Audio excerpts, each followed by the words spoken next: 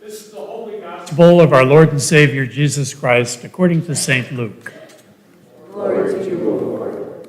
Now all the tax collectors and sinners were coming near to listen to Jesus.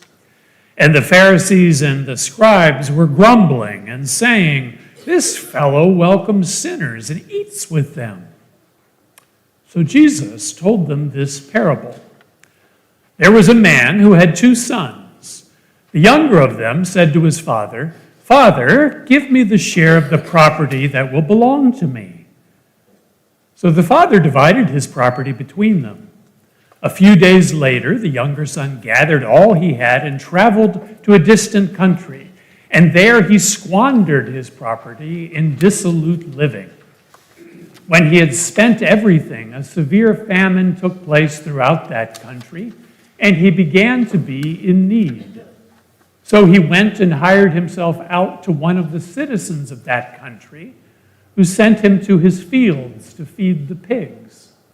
He gladly would have filled himself with the pods that the pigs were eating, and no one gave him anything. But when he came to himself, he said, "How many of my father's hired hands have bread enough and to spare? But here I am, dying of hunger. I will get up and go to my father, and I will say to him, 'Father, I have sinned against heaven and before you. I am no longer worthy to be called your son. Treat me like one of your hired hands.' So he set off and went to his father.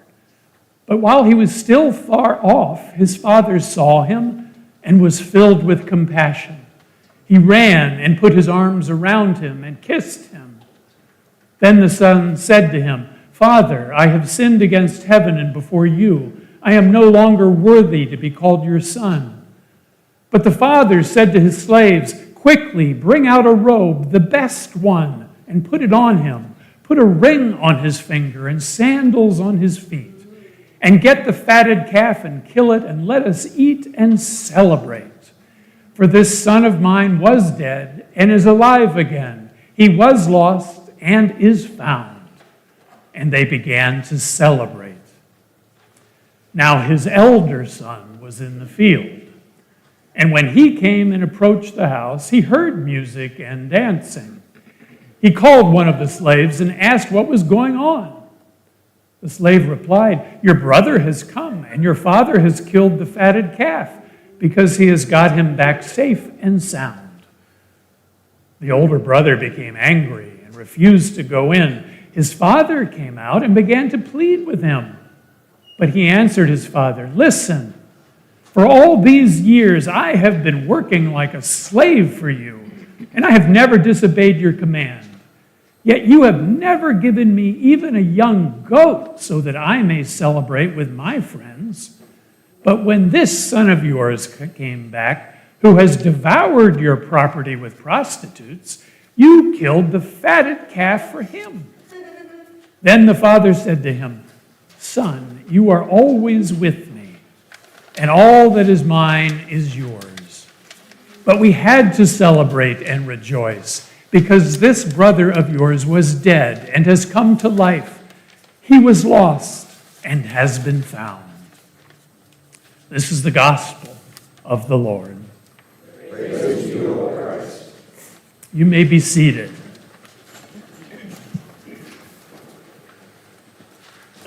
Jesus' famous parable opens with an eruption of petulant greed. Childishly eager to taste life's pleasures, the younger prodigal son demands an early payout of his father's inheritance.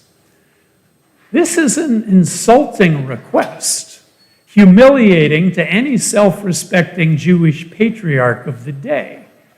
"You are better dead than alive to me," the younger son is saying to his father. "So give me my share of your legacy now, so that I can get on with my life without having to wait for you to die." The father would have been within his rights to cut the son off without further discussion. Yet, moved more by generosity than prudence, the father gives what his son demands. Wasting no time, The younger son takes the money, skips town, and with the self-indulgent fervor of an addict, quickly spends it all on what Luke says is dissolute living, leaving the details to our imagination. Soon enough, the younger son hits rock bottom, unable to feed or care for himself, dying of hunger, with nowhere to turn but home. Is the young man genuinely repentant? Or is his return just one more cynical run at his father's extravagant generosity? It's hard to say. But in either case, the younger son comes home with his tail between his legs, a speech of apology in hand.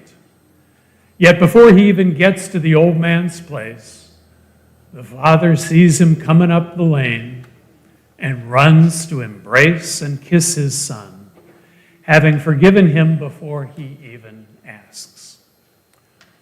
All the while, of course, there in the distance, lurking in the background, is the older son, the dutiful one, who has always played by the rules, worked hard, done the right thing, who is patiently waiting his turn to receive the Father's blessing. If you're like me, maybe you are, maybe you're not, you share in his mounting anger and resentment as he watches little brother take advantage of the old man's naivete by squandering the family's money and reveling in cheap thrills, only then to be rewarded with the gift of mercy.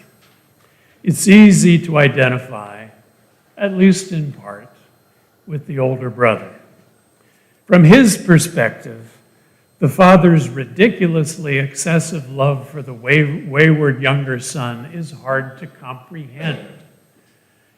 And so we can understand why the older brother screams at his father about the unfairness of it all, refusing to join in this misconceived celebration, even as the father pleads with him at the end of the story. Much of the dramatic tension in this parable, however, lies in the lack of a resolution at the end. Will the older brother get over himself and join in the father's joy at the return of the younger son? Or will he remain estranged on the outside, destroying himself in a hell of bitterness and resentment, convinced that his small sense of justice should take precedence over the Father's expansive joy? At bottom, Jesus' parable is a story about two different ways of being spiritually lost. Neither son, it turns out, is animated by a true love for the Father and his goodness. Both are more concerned about their own plans for the family inheritance than they are about their father's wishes for a reconciled family. The younger son is lost in an inordinate desire for pleasure. He chafes at having to wait for his money, is dismissive of authority, and embarks upon a bold power play that defies all social decorum. His is a short-sighted and self-destructive strategy, one we may associate with the immature and impetuous lostness of youth. The older son, on the other hand, is a subtler case. He is lost in an inordinate desire for control. He appears more mature, but is in fact no less self-centered. Like his younger brother, his ultimate goal, too, is the family inheritance. But his strategy is shrewder, cloaked in respectability. He knows how to play the game. He lives up to expectations and does what he is told. But deep within, he is doing these things not out of genuine love for his father, but because he believes his own performance is the surest path to the reward he seeks for himself. To the world, he appears to be the perfect son and citizen, but he is secretly trapped in the prison of pride, convinced that he knows better than anyone else what's what. The elder brother does not love the father. He loves himself and wants to be the father. Both sons are lost, just in different ways. The question, you see, is not whether we're lost.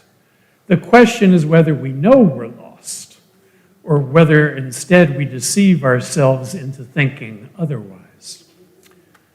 The simple truth is we are all lost, and all of us need to be found.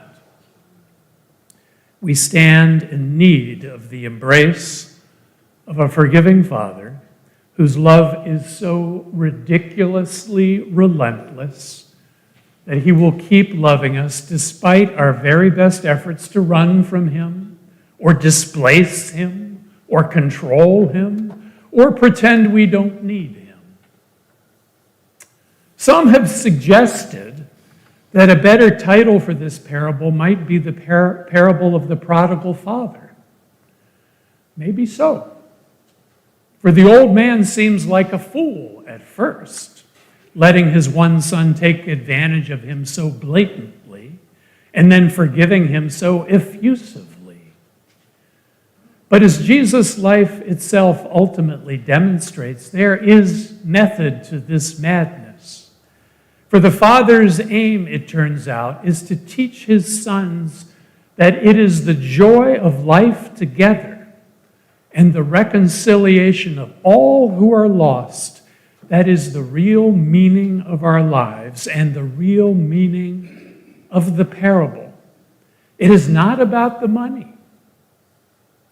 It is not even about being morally right. It's about the relationships that bind us together as children of God. And sometimes the only way to get this message across to a deaf, blind, and dumb world is to embody love and forgiveness as recklessly as one possibly can, even for those who don't deserve it. Centuries after Jesus told this parable, the rabbis started telling a parable of their own. It is a story that picks up where Jesus left off and tries to reveal what human life might look like in a post-prodigal son world, in a new creation where the reconciling love of the Father has its way. It's a story that goes like this. Once upon a time, there were two brothers who were in the flour milling business.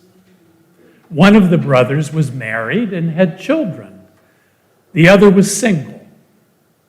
They were equal partners in the business, and they made an agreement that at the end of each day, they would take any extra flour that had been milled and divide it into equal shares, and each brother would take his share home and put it in his storehouse. But one day, the single brother began to think, here I am, unmarried with only myself to care for, and my brother has a wife to support and children to feed. It isn't fair to divide the flour evenly. My brother should have more of the flour. So that night, he took some of the flour out of his own storehouse, and so as not to embarrass his brother, he went under the cover of darkness to his brother's storehouse and secretly left the flour there. It just so happened that at the very same time, the other brother began to think to himself, here I am with the richness of a family. I have a wife, I have children, and my brother has no one to take care of him when he gets old. It's not fair to divide the flour evenly. My brother should get more. So he took some of his flour too, and under the cover of darkness slipped into his brother's storehouse. every night, unbeknownst to the other, each brother did this, always amazed the next day by the mystery that somehow the level of flour in their storehouses never seemed to diminish. Until one night, their arms laden with sacks of flour, they bumped into one another in the darkness and realized what had been happening all along. And with tears flowing down their cheeks, the two brothers embraced there in the darkness, overcome by the love that had led them to that place. According to the rabbis, when God saw this, he touched that spot on the earth and said, "This is where I will build my house. This is the new Jerusalem. This is the heavenly city that has always been my prayer, my hope, my dream." Let it be so.